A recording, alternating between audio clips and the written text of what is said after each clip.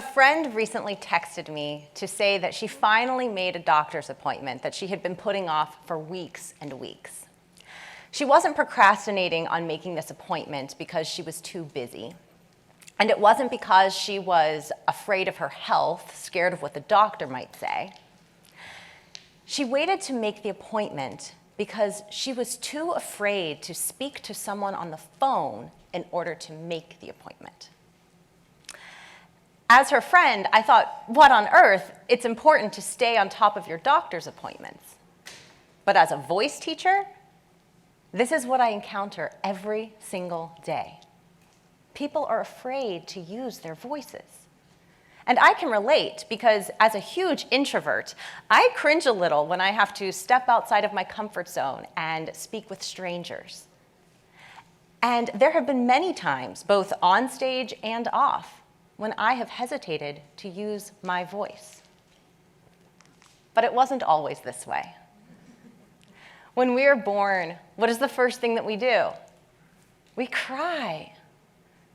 We take a breath, and that allows us to make sound, and that sound allows us to connect with other human beings. Have you ever noticed that a baby never gets hoarse? It cries and cries at the top of its lungs without a care in the world. It does whatever it takes to make its needs known, to let everyone know of its presence without apology or shame. It is loud and bold. We inherently know how to use our voices well. But somewhere along the way, we get blocked. Life fills us with self-doubt and insecurity. We become inhibited and lose our confidence. So people come to me knowing that they have a voice within them. They want to learn how to sing better, how to vocally express more freely. But they feel blocked. And so it's my job to help them get unblocked. As a voice teacher, as a professional singer, as a voice confidence coach, and as a human being, there are 3 things that I've learned that help to renew your voice from the inside out.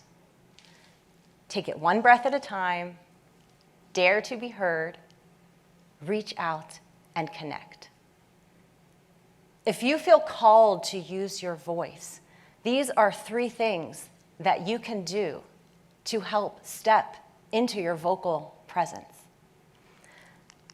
The first is to take it one breath at a time. The breath is what powers the voice. We need the breath to flow freely in order to make sound.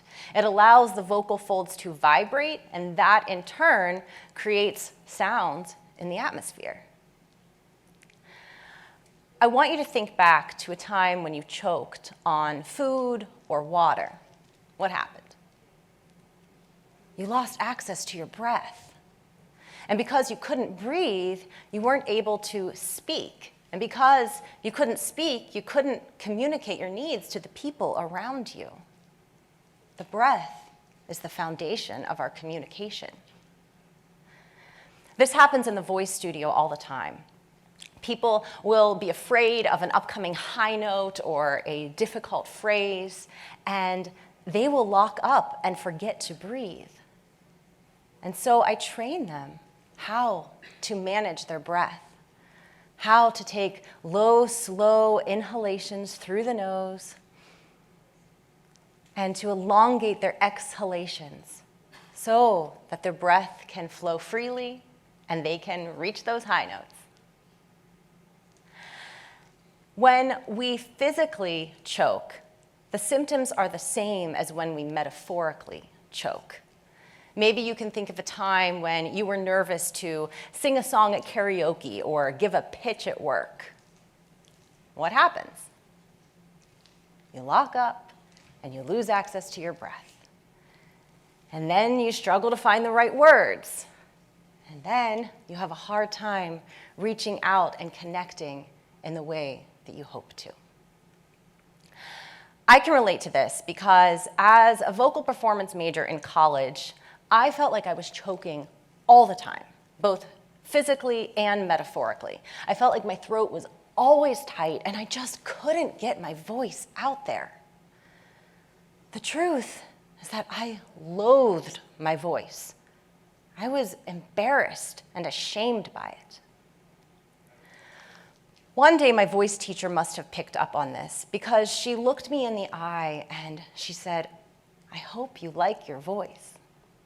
I did not like my voice. I was there to improve my voice, to learn how to sing better. Liking my voice didn't even occur to me. Her words were like a gut punch, and I went home and I had a pity party, and then I had a realization.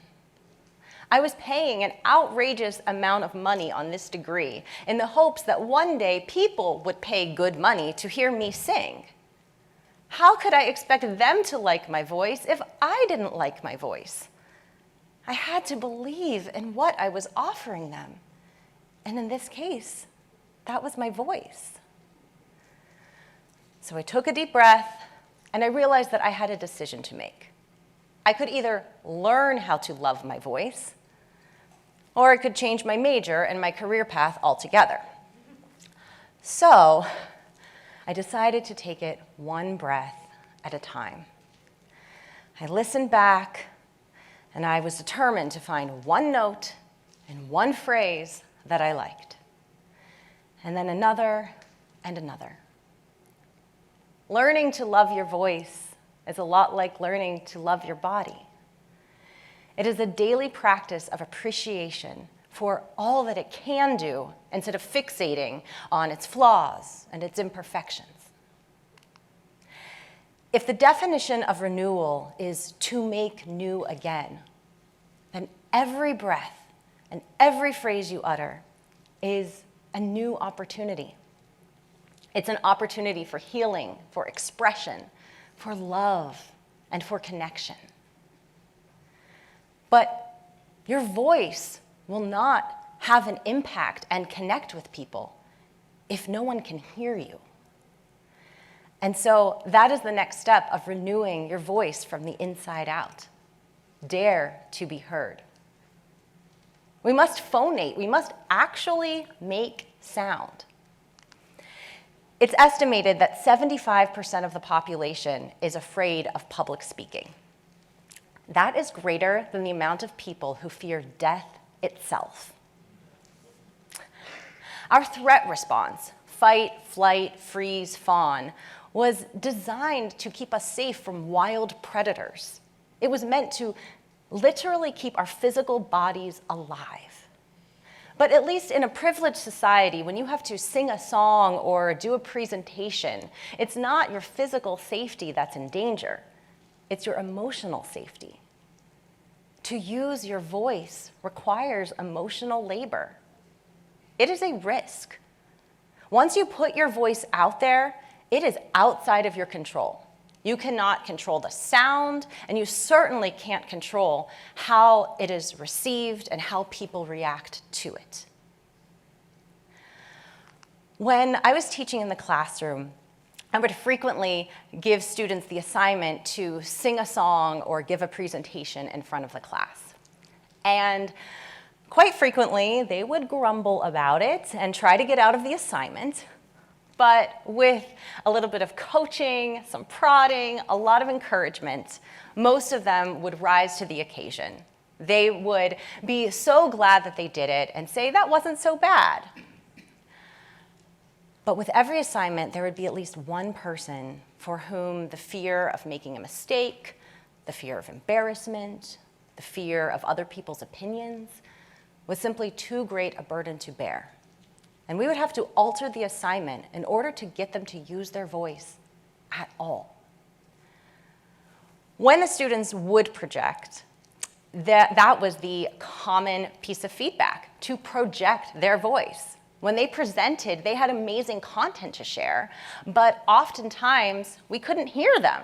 So all of their research and their insights and their stories didn't make its intended impact because we literally struggled to hear what they had to say. We have to learn how to speak up. Our words cannot make their intended impact if no one can hear them. And so while we have to learn how to literally speak up, we also need to dare to be heard metaphorically. As I was preparing this talk, I brought it to my coach with all of these statistics and data points. I was referencing scientific studies and quotes from my favorite authors on The Voice. I thought that I had to prove that I knew what I was talking about, that I had done my research and could cite my sources. She pointed out that the irony was that the talk on my voice needed more of my own voice in it. I needed to share my own stories, my own experiences. I recently came across something on social media that said, confidence is believing in your own experience. I might edit that to say, confidence is believing in the value of your own experience. And dare I say, believing in the value of your voice enough to share your experience. We have to dare to be heard, because the result of daring to be heard is connection. And we all want to connect. We all have the ability to connect. Someone needs to hear exactly what your voice has to say, exactly what you have to say. And so the third step to renewing your voice from the inside out is to reach out and connect. We can do this directly, reaching out to connect with specific people. I love to do this by self-producing my own concerts and creating opportunities for people to gather. One of the rules I live by is to be the invitation. I do my best to reach out to people when I'm thinking of them, trying not to keep score of when they're reaching out in return. I try to be an includer, doing my best to make people feel welcome. And while we can reach out and connect directly with specific people or specific groups of people, we can also reach out and connect indirectly, because we have no idea who is going to be touched by our words and our voice. Last summer, I had the opportunity to sing the national anthem at a Major League Baseball game. And I honestly wasn't that happy with my performance. I thought that I sang a lot better in sound check. I felt like my breath got high, that I didn't take it one breath at a time, and I didn't dare to be heard as courageously as I could have. And therefore, I feared that I wasn't able to reach out and connect in the way that I intended. But after I sang, I was going to get my soft pretzel, and a lady came running up to me. She said, "You're the national anthem singer, right?" She was so excited to meet me. She said, "I always pay attention to the national anthem because my father is the recipient of a Purple Heart. Your rendition was so heartfelt and meaningful to me. It reminded me of my father. Thank you so much. I'm so glad that I had the opportunity to share that with you." And that's the thing. When you use your voice, you give other people permission to use theirs as well. You help people to feel the courage and to feel inspired to share their stories and their experiences. You don't have to use your voice perfectly in order to make an impact.